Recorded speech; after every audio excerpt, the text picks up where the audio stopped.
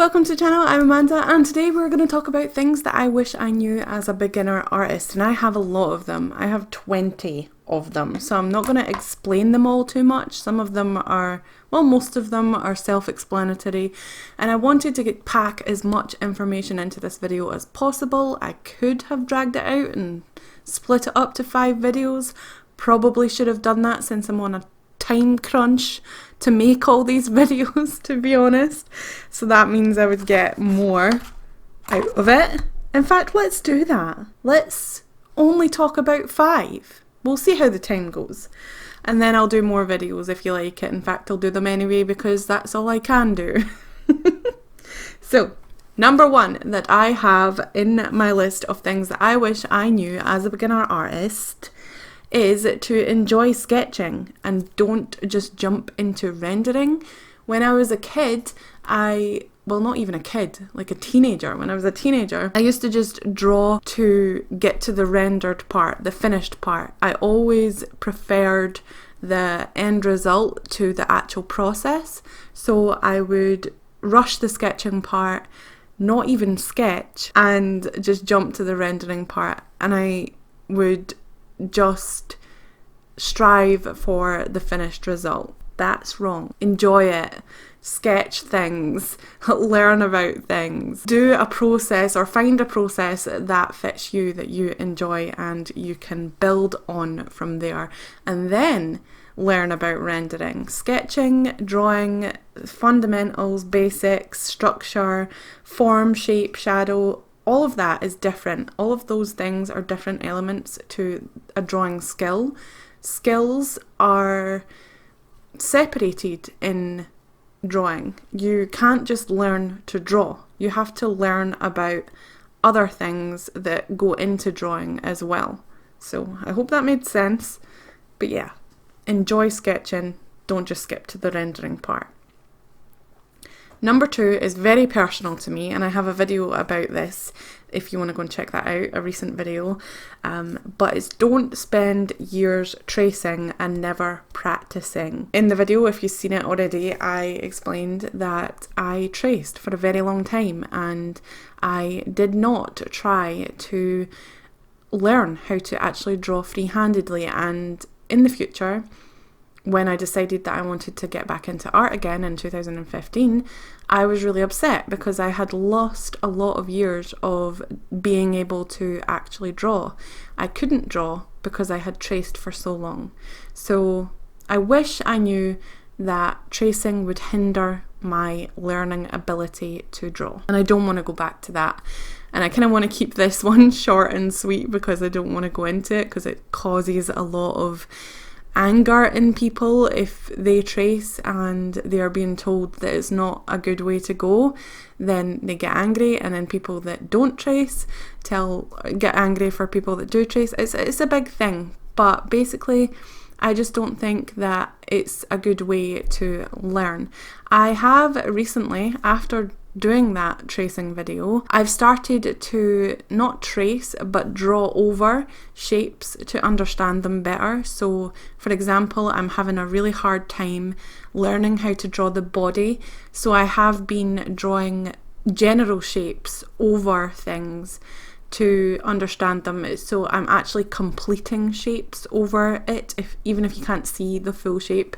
For example, the torso, I am drawing over the shoulders, kind of making it into a sort of square sort of thing, and then rounding it out later on. I think I would have to actually show you to do this, but since I'm pre-recording these voiceovers, I can't exactly show you exactly what I mean. But yeah, I've been drawing over shapes and then drawing them again in my sketchbook freehand, and then carving out the shapes to make the limbs and the features and all that, to see if I can figure out exactly where those shapes go and how to join them together, because I had to break it down into shapes and I couldn't see the shapes by just looking at my reference.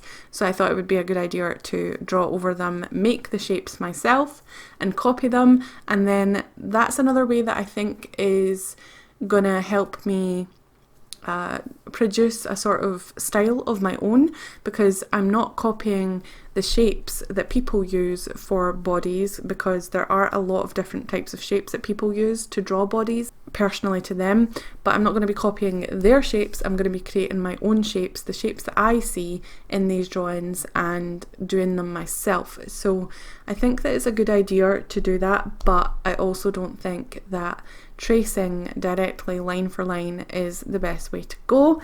And yeah, I still feel weird about tracing over reference photos and then drawing the shapes and then chiseling in.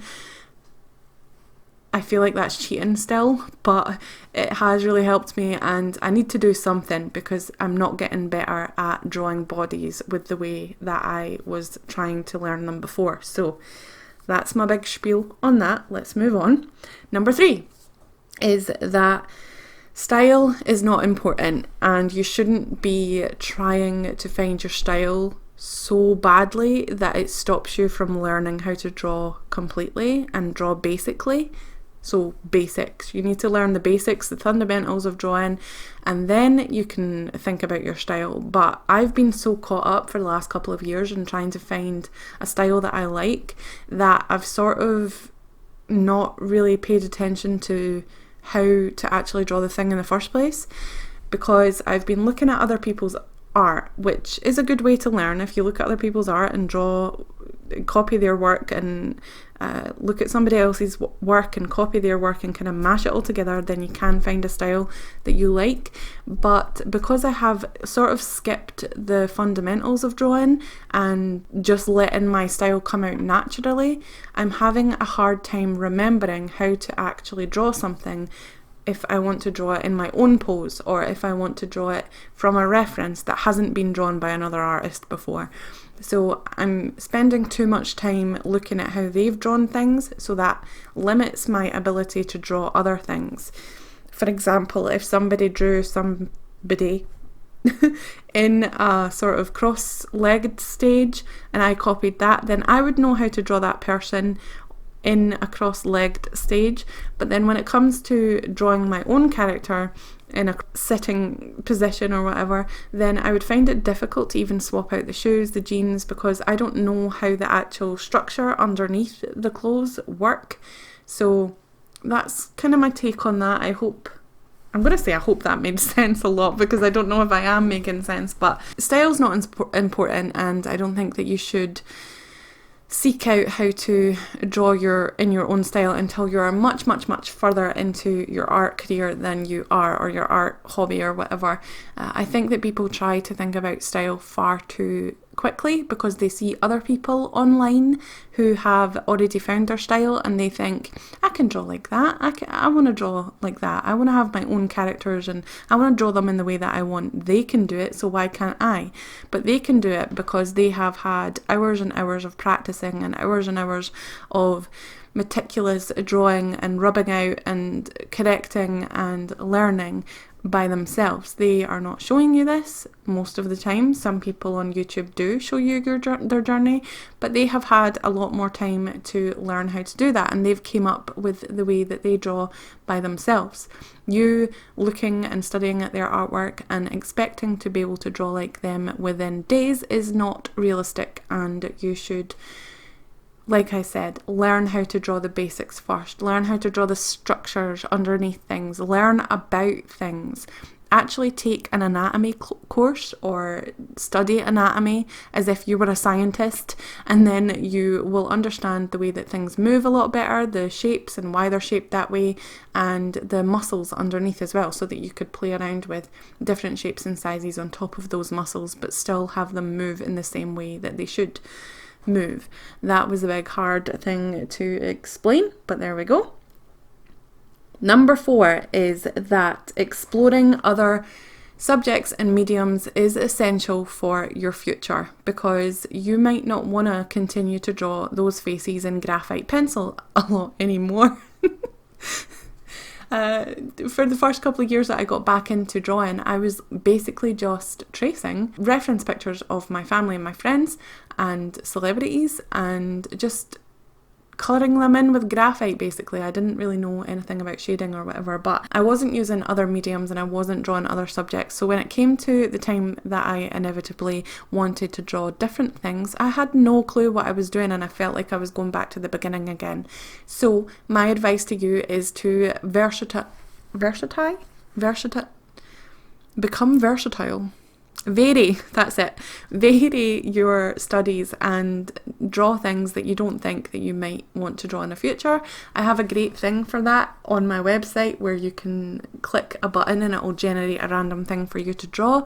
If you want to go and check that out, I'll leave it in the description below, so you can just draw things that you would never naturally want to draw, but you might want to learn how to draw in the future, and it kind of gives you a head start. Obviously there are people that go through their artistic career only drawing certain things, like I've seen a lot of artists just draw characters, but the thing is with the characters, they also draw things that the characters are surrounded by, or things that the characters are holding, or things that the characters are sitting on, environments, things like that. So you might want to learn how to draw other things as well, and not just the character standing in one straight up and down pose.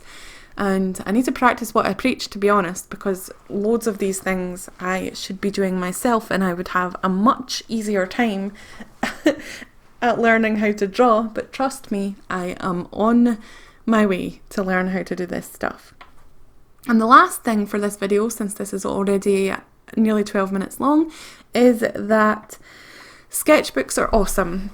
When I was younger, I just used to draw on printer paper. I didn't even know that other papers were a thing. I think I was sheltered as a child. Mum, Dad, why didn't I know about art supplies?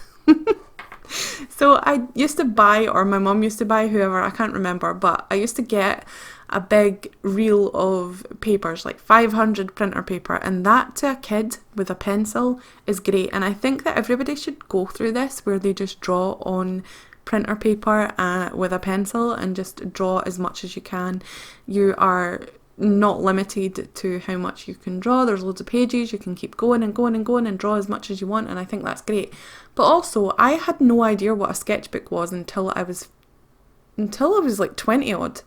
2015, I think, was when the first time I got my sketchbook. Yeah, I got my first sketchbook in 2015. I had no clue that sketchbooks were a thing before then. I don't think I did. No, I didn't. I have never heard of a sketchbook before.